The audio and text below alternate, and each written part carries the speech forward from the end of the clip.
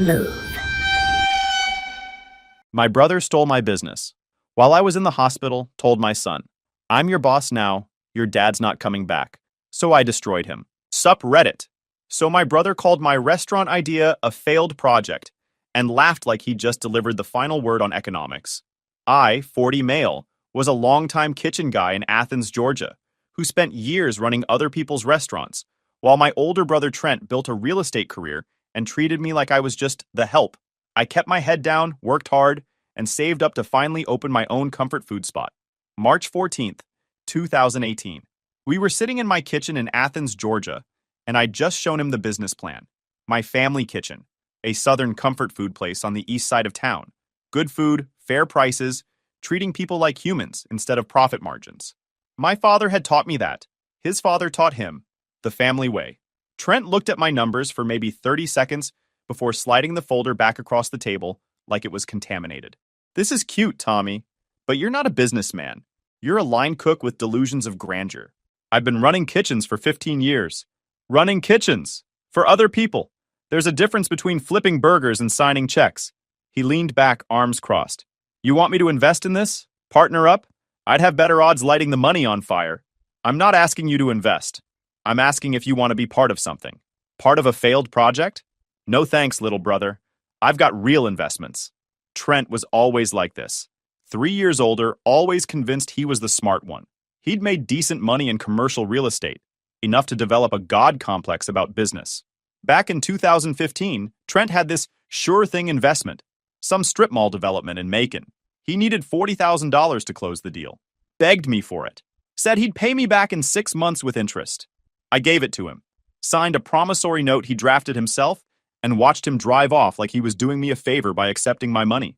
Dad called it helping family. When I asked about repayment later, he called me petty. 3 years later, I'd seen maybe $8,000. Payments came when Trent felt like it. Sometimes he'd skip 6 months, then send $500 with a text. "More coming soon, bro." The strip mall did fine. He just didn't prioritize paying me back because family money isn't real money to people like him. So when he called my restaurant a failed project, I didn't argue.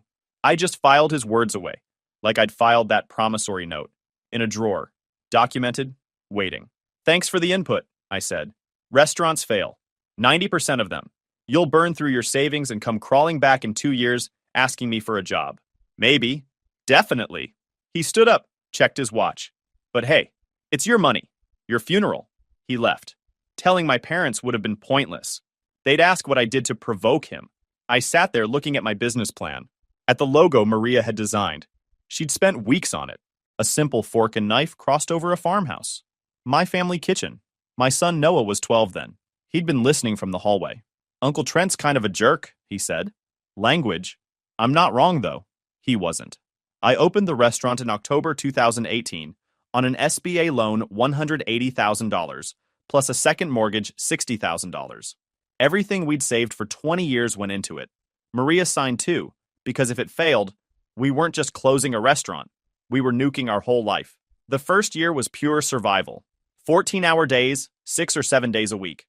Maria did the books after the kids went down. I was back in by 5 a.m. Noah worked weekends bussing and running register until he had dish tub hands. We had a 3-month stretch where payroll was a coin flip. I stopped taking a salary. Maria freelanced. Noah took a paper route. But we didn't break. The brisket sold itself and the regulars multiplied. By 2020, the second mortgage was gone. By 2022, the SBA loan was paid off early. By 2023, we were doing $1.2 million a year at a 19% margin, which in restaurant land is basically mythical. I'd also kept records of Trent's debt, every payment documented. He still owed me $26,400, and the promissory note had an acceleration clause on default. I never triggered it. Just kept the paperwork current and waited. Trent noticed the success. Hard not to when local papers started writing about us. He started calling more often, dropping by just to check on things, suggesting we talk business. February 2023. He finally said it. I want in. We were standing in my parking lot. Dinner rush about to start. Want in how? He gave me the pitch. Partner, capital, connections, leaving money on the table. Said with his help we could scale. I laughed. What's funny? You called this a failed project 5 years ago. I was wrong, I can admit that. Can you admit you still owe me 26 grand? His face went tight. That's separate. Is it? 8 years of unpaid debt, and now you want to be partners? He tried the, you're a cook, not a businessman angle. Said he'd handle the business side. No. What? No. You don't get to refuse when it's risky and show up when it's profitable. The answer is no. Hard no. Something shifted behind his eyes. You're making a mistake. Maybe. My funeral, right? He left. That night, Mom texted, Trent says you embarrassed him. Nothing about the restaurant. Nothing about context. Just Trent damage control. I worked the dinner rush. The brisket sold out by 8. Regulars came in for their usual spots. That was February 2023. I should have known it wasn't over. August 2023. I collapsed in the kitchen during Tuesday lunch prep. 1 minute I was checking the walk-in inventory, counting tomatoes, making a mental note to call our produce supplier about Thursday's delivery. The next minute I was on the floor with Jamal, my sous chef, yelling my name and calling 911 while someone pressed a cold, wet towel to my forehead, and someone else was saying, "Stay with us, Mr. B, stay with us." Heart attack. Not massive, but bad enough. They put in 2 stents at Athens Regional Medical Center, kept me in the ICU for 3 days, and told me I'd be out of commission for at least 6 weeks. No stress, no physical labor, no running a restaurant, no exceptions. The doctor used the phrase lifestyle changes about 15 times, and every single one felt like a countdown clock on everything I'd built. Maria handled the logistics while I lay in that hospital bed. Jamal stepped up as acting manager. He'd been with me since month 3 of opening, knew the operation inside out, could run the kitchen blindfolded if he had to. Noah was 17 by then, had been working the floor for 2 years, knew every regular customer by name and half their life stories. Between the 3 of them and the rest of my staff, people who'd stuck with me through the hard years, they could keep things running. I believed that. I had to believe that. Then Trent showed up at the hospital on day 2. Concerned brother act, polished to perfection, brought flowers for Maria, yellow roses, her favorite, which meant he'd done research or asked someone, sat in the chair next to my bed, asked about my recovery with this practiced sympathy that almost sounded genuine if you didn't know him. He pitched, helping out while I recovered. I told him Jamal was acting manager, Maria handled the money, Noah ran front of house. He wasn't going anywhere near the restaurant. He did that tight little smile people do when they hear no but translate it as not yet. Tried the I'm family routine. You're not making sure of anything, I said. If you show up there and start giving orders, you're trespassing. Don't test me. He nodded like he agreed. He didn't. Dad called later. First question was whether Trent was helping, not how I was feeling, not what the doctors said, whether Trent was helping. I texted Jamal and Maria from the hospital. Trent has 0 authority. If he shows up, ignore him and tell me immediately. The first week wasn't fine. It was Trent showing up anyway. He'd sit in a booth with a laptop, ask staff questions like he was auditing them, and introduce himself to anyone who'd listen as helping run things while Tommy recovers. Jamal told him flat out, "You don't work here." Trent showed up at open the next day and stayed past close. Week 2, he started rearranging things like he lived there. Moved the host stand to what he called a better traffic flow position. It blocked the sightline to the daily specials board I'd built with my own hands. Changed the table numbering system because his version was more logical. Servers who'd memorized the old layout for years suddenly couldn't find their tables. Then he told Jamal to change the brisket recipe. Said it was too heavy and needed to be lightened up for modern palates. Those were his exact words. Modern palates. Jamal told him no. Said the recipe belonged to me. The customers loved it. And he wasn't changing anything without talking to me first. Trent got this cold look and said he'd discuss it with the owner, like he meant someone else. Noah called me after. "Dad, Uncle Trent told Jamal to change the brisket. Jamal refused. Trent said he'd talk to the owner. The owner is me.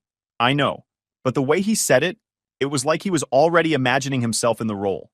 I called Trent that night from my hospital room. He did the optimizing operations routine. Said Jamal got defensive about the brisket because cooks get attached. Trent, the brisket is our most popular item. People drive from Atlanta for it. And maybe that's the problem. You've gotten stagnant. I told you not to be there at all. He tried the someone has to make decisions angle. I told him stay out.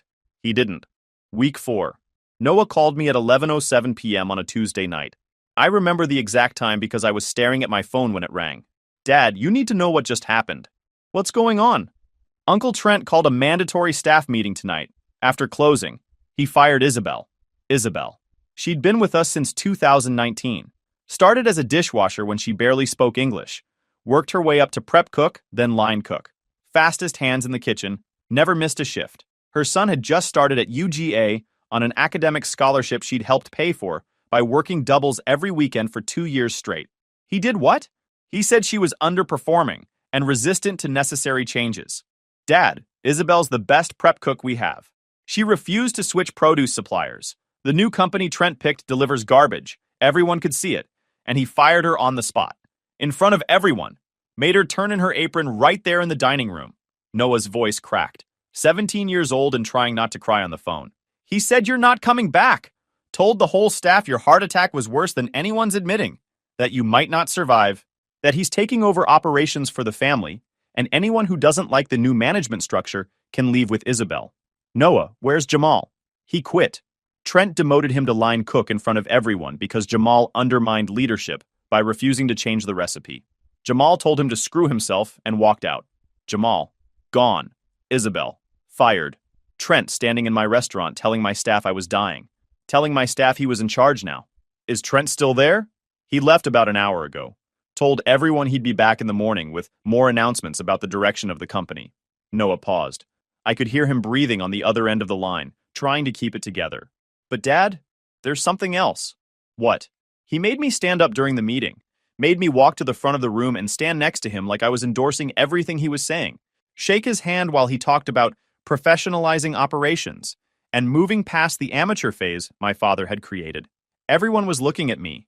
All the servers who've known me since I was 15, who taught me how to balance 6 plates on one arm, who covered for me when I dropped a tray my first week, all the kitchen staff who taught me how to prep vegetables and clean the fryers and not cut myself on the slicer.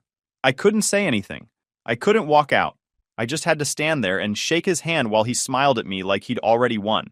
Like the handshake meant I was on his side, my 17-year-old son. Used as a prop while Trent humiliated me in my own building. Forced to perform loyalty to a man who was trying to destroy everything our family had built. Noah, don't do anything tonight. Don't confront him. Don't argue. Just go home. I'm going to fix this. First, the security cameras. The system I installed last year backs up to the cloud. I need you to make sure everything from the past 4 weeks is saved and backed up somewhere else too. Already done. Been downloading copies since week 2. Had a feeling something like this might happen. He was being too interested from the start. He already had the footage downloaded. 17 years old and already thinking 3 steps ahead of a grown man who'd spent his whole life convinced he was the smartest person in every room. I hung up and called my lawyer that night at 11:30. My lawyer had handled my legal work since I opened the restaurant. Incorporation paperwork, lease reviews, vendor contracts. One small claims dispute with a supplier who'd shorted us on a meat order 3 years back. Nothing dramatic. Just basic business law for a small restaurant trying to do things correctly. Trying to cross every T and dot every I because that's how you survive in an industry where most people don't. But when I called him that night and explained what was happening, the takeover, the firing, the staff meeting, the announcement that I was dying, all of it, his voice went cold and focused in a way I'd never heard from him before, like he'd been waiting his whole career for someone to hand him a case this clean. He's on 0 paperwork. Not the LLC, not the bank, not anything. He's just a guy who walked in and started pretending. Can someone just do that? It's called fraud. And he's caused real damage. What do I do? Document everything. The footage your son saved is critical. We notify vendors, staff, bank, landlord that he's unauthorized. We legally remove him from the property. Then we decide how badly you want to hurt him. I thought about Noah standing in that dining room, forced to shake Trent's hand. Isabel crying in the parking lot after being fired from a job she'd held for 4 years. Jamal walking away from a kitchen he loved because my brother made it impossible to stay. As badly as the law allows. Good. That's what I was hoping you'd say. Let's get started. Noah brought me the security footage the next morning on an external hard drive. 4 weeks of Trent's takeover, time-stamped and organized by date. Him telling vendors he was authorized to make decisions during the medical emergency. Him berating line cooks about portion sizes that didn't need changing. Him firing Isabel, standing there in shock, apron in her hands, 20 co-workers watching in silence because nobody knew what to do. Because the guy giving orders had told them the owner was dying. Him sitting at my host stand telling a loyal customer he was modernizing operations and bringing the restaurant into the 21st century. And the staff meeting. Every single word of it. Trent forcing Noah to stand up and walk to the front. The handshake. The speech about professionalizing operations. The announcement that I wasn't coming back. The threat that anyone who didn't like the new leadership could leave. The look on my son's face throughout, trying so hard to stay blank, to not react, to not give Trent the satisfaction. 17 years old and already better at controlling his emotions than his uncle had ever been. I watched that clip twice. Then I called my lawyer back. He filed paperwork that afternoon. Cease and desist letter to Trent. Sent certified mail and email simultaneously. Formal notification to every vendor that he was unauthorized. Written notification to the bank that any attempts by Trent to access accounts should be flagged and reported. Written notification to the landlord. Trespass notice the next morning. Trent was legally banned from the property. Trent left me a voicemail that evening. Pitched the "I've been keeping your restaurant alive" routine. Said I should be thanking him.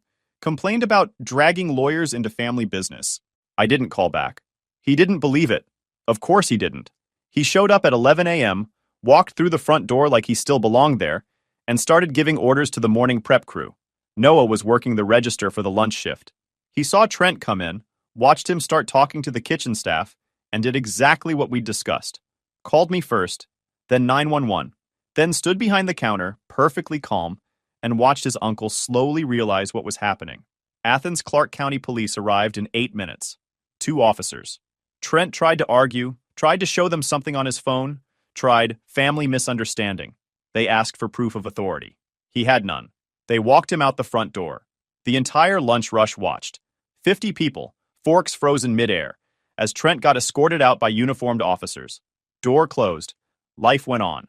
He called me from the parking lot, still visible through the front window. "You're going to regret this, Tommy. You're going to regret this for the rest of your life. Talk to my lawyer," I said, and hung up. My parents called me vindictive for involving police. Trent was the victim again. Trent didn't go quietly.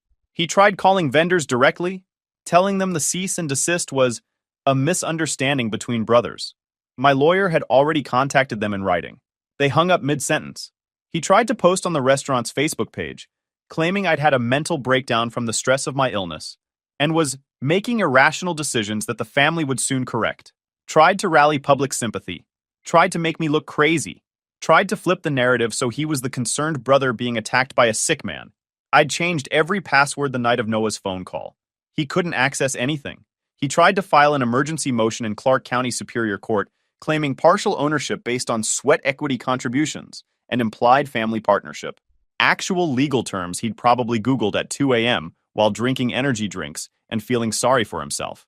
The judge threw it out in 48 hours. Trent had no documentation because there was nothing to document.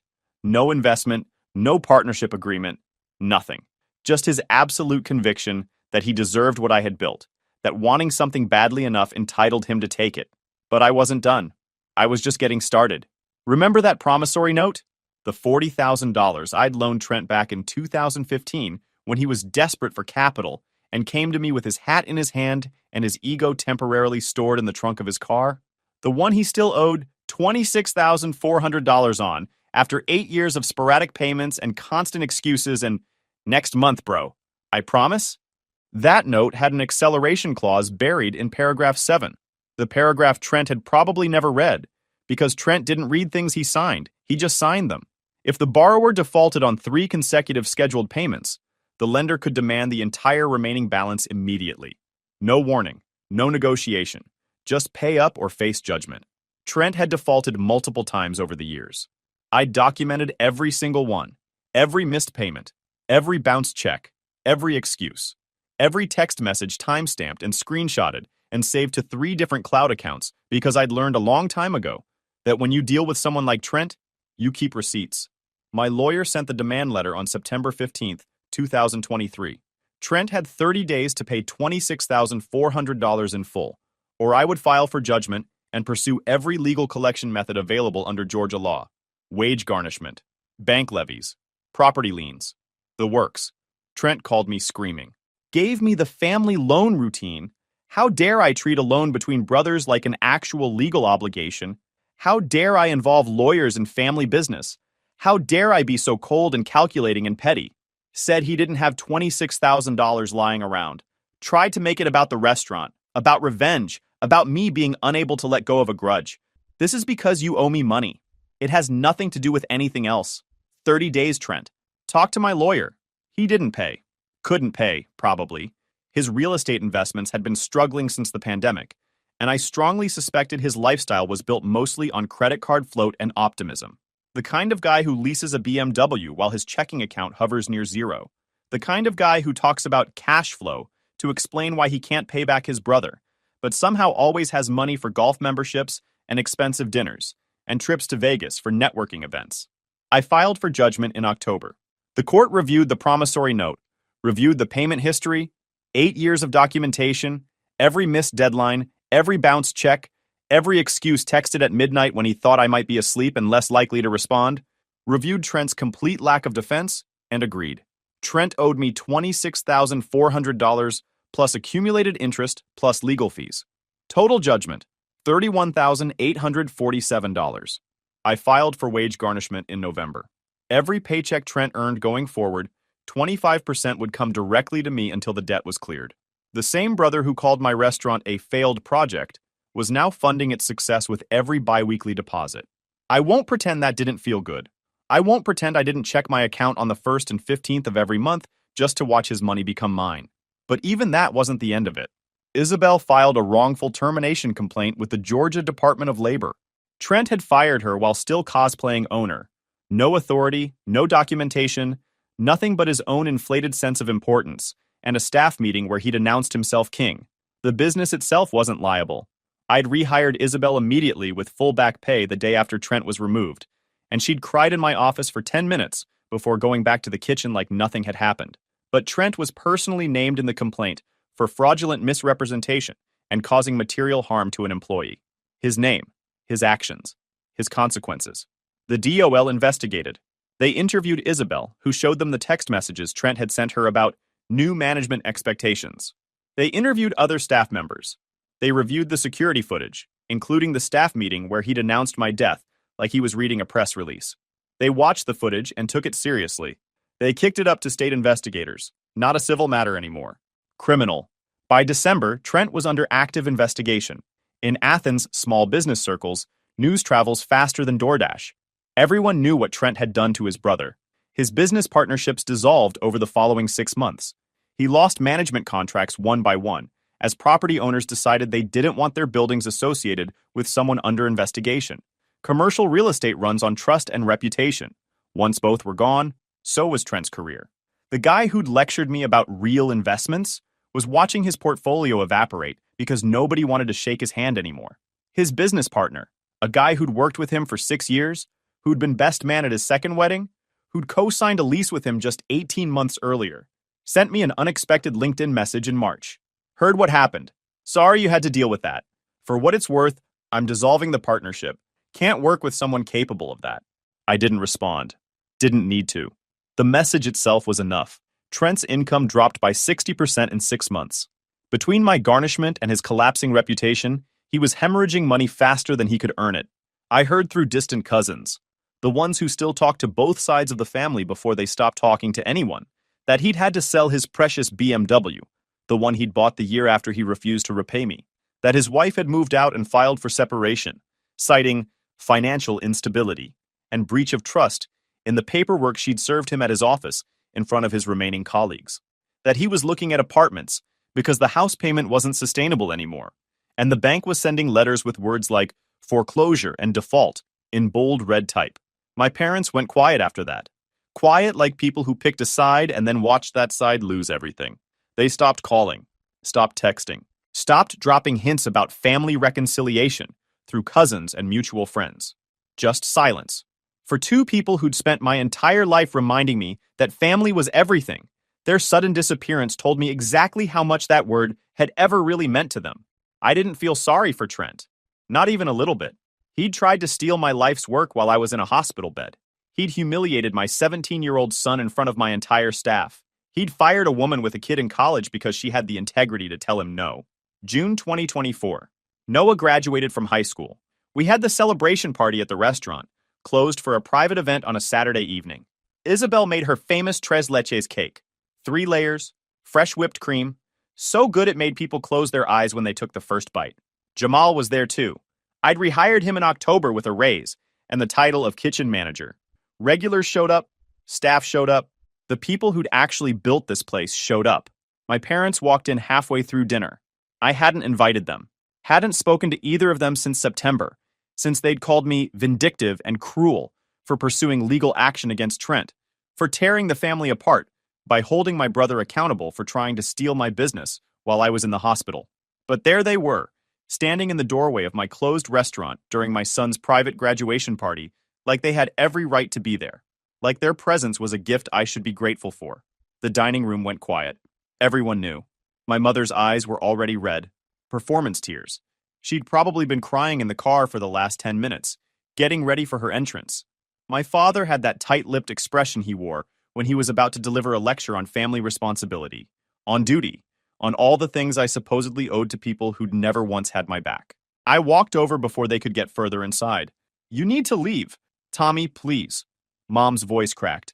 "We just want to talk, to be here for Noah's celebration. He's our grandson. You didn't RSVP. You weren't invited. This is a private event." "We're family," Dad said, voice rising just enough for nearby tables to hear. "You can't ban us from our own grandson's graduation party over some business dispute with your brother?" "Business dispute." I stepped closer. "That's what you're calling it? He tried to steal my restaurant while I was in the hospital recovering from a heart attack. That's fraud. He made mistakes. We all make mistakes." Mom reached toward me. I stepped back. "But you're tearing this family apart. Trent lost everything. His business, his marriage, his home. He's living in poverty because you won't forgive him, because you won't show mercy. I showed mercy by not pressing criminal charges, by not suing for damages. You wanted me to pretend nothing happened. We want our family back," Dad's voice broke. "Sunday dinners, holidays together, our sons speaking to each other, and you're choosing pride over blood." Noah stood frozen near the cake table. Isabel had her hand on his shoulder. Jamal was moving toward me, reading the situation, ready to back me up the same way he'd backed me up in the kitchen for 5 years. "Trent chose," I said. "He chose to ignore me when I told him to stay away from my business. He chose to trespass.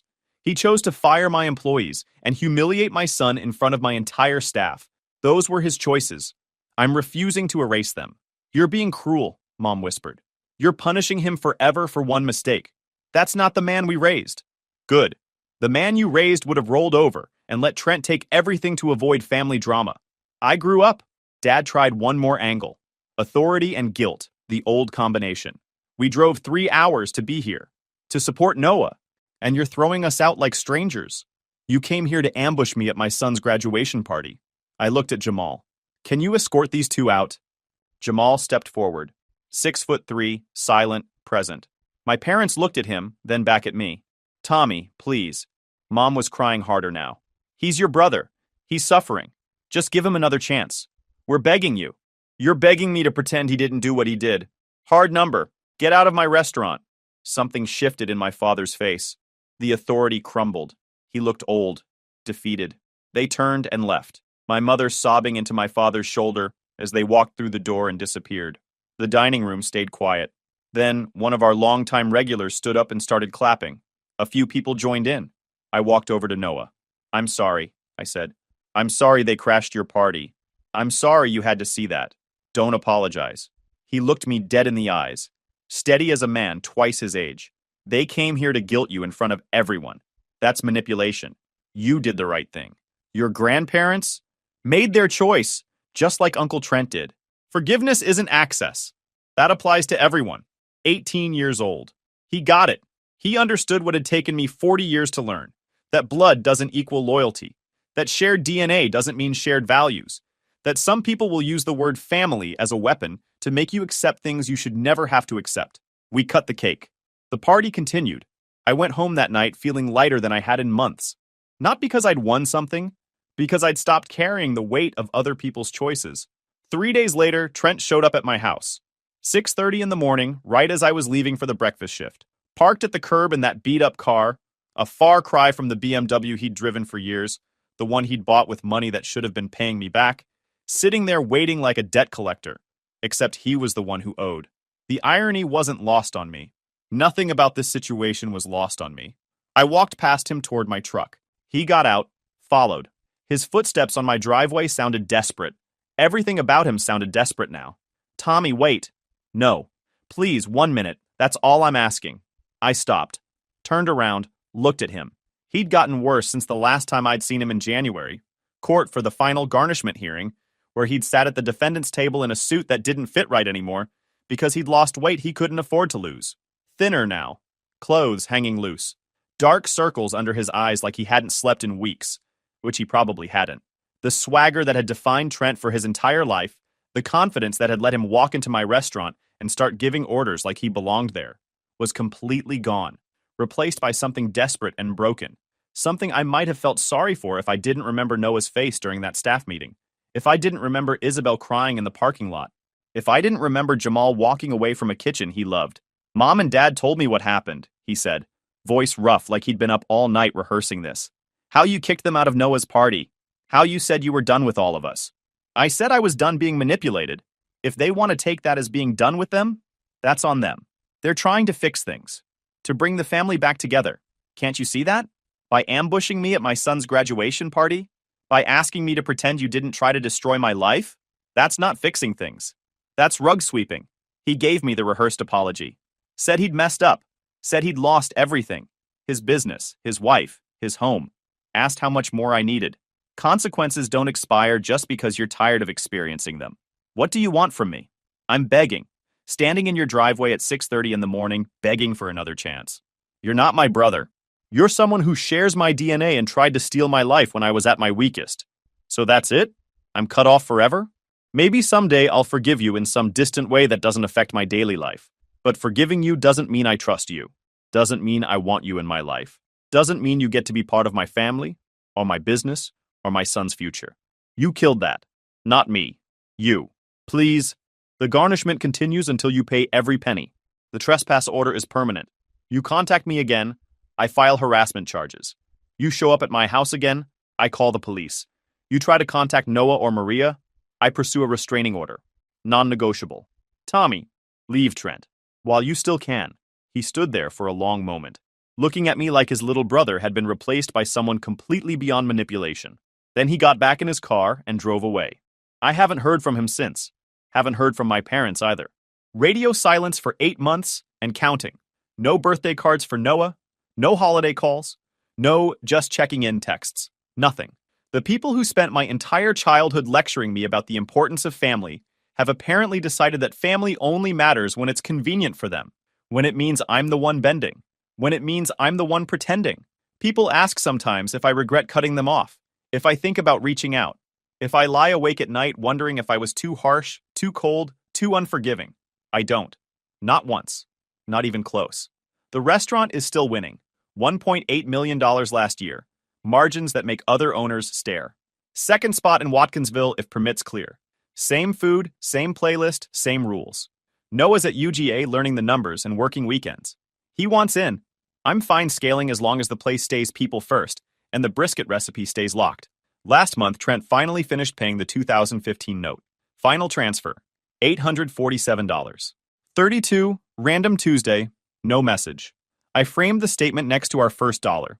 He called it a failed project, tried to steal it while I was in the hospital, and learned what receipts are for. If you enjoyed this video, please hit that subscribe button. It really helps the channel and help us bring you more and better stories. Thanks.